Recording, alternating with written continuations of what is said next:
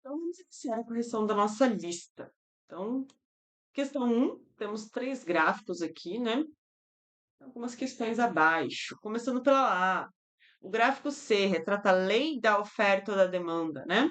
Então, a lei da oferta, conforme o preço aumenta, a quantidade também aumenta. Então, esse gráfico aqui, lei da oferta, tá? O gráfico A mostra a curva de demanda de um bem de Giffen, né? Então, aqui a nossa curvinha de demanda é essa azulzinha aqui, bonitinha, né? Então, retrata um bem de Giffen. O bem de Giffen é o quê? Qual que é a característica dessa curva de demanda? Ela é uma exceção, né? E essa exceção traz que conforme o preço aumenta, né? Aqui, dele, o preço dele aumenta. Esse preço ficou feinho, mas é preço, né? Conforme o preço aumenta, o que acontece com a quantidade? Ela aumenta também, né? Então, aumenta preço, aumenta a quantidade. Essa curva aqui nos dias? Não, né? Essa nossa curva aqui é negativamente inclinada, conforme o nosso preço aumenta, a nossa quantidade vai diminuir, né? Próxima. O gráfico A, quando o preço for igual a 105, temos uma demanda de 75 unidades.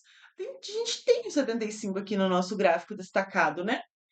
Só que a gente tem 105 aqui, a gente nem tem 105. 105 estaria para cá, para cima, né? Então, não, nada a ver, porque a gente nem tem esse preço destacado no nosso gráfico. Só que se eu colocasse, né, nessa questão, né, considerando o gráfico A, né, existe demanda para o preço de 105? Não, não existe. Porque nosso gráfico está saindo do 100 aqui. Então, para existir demanda para este produto, o preço deve ser menor do que 100, tá? A D. Qual é o preço e quantidade de equilíbrio do gráfico A? Tá aqui, né, destacado, bonitinho, arrumadinho, né? Então, preço 25 e a quantidade 75, tá? No gráfico B, o que acontece quando o preço aumenta de 100 para 110, né?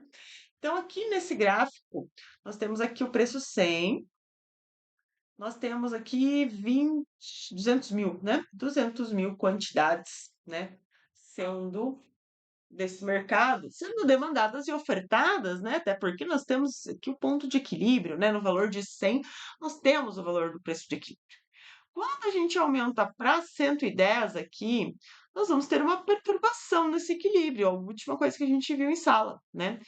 Então, vamos ver o que vai acontecer aqui. Então, se a gente tem aqui, esse pontinho aqui está na curva de demanda, né? E daí aqui a gente tem a curva de oferta, tá? Então, quer dizer que aqui vai ser a quantidade demandada. E aqui vai ser a quantidade ofertada, tá? O que que eu tenho, então, quando o preço passa de 100 para 110, né? Eu vou ter um excesso de oferta no mercado. Por quê? Porque o preço está maior do que o equilíbrio. Os ofertantes sempre vão querer vender a um preço maior, né? Então, no momento que o preço aumentou aqui, um excesso de oferta, né? Então, eu aumento a quantidade ofertada. Só que os demandantes, eles não vão mudar a quantidade demandada deles, né? O desejo de demanda. Eles mudam a quantidade demandada porque mudou o preço, né? Mas o desejo de demanda não vai mudar, né?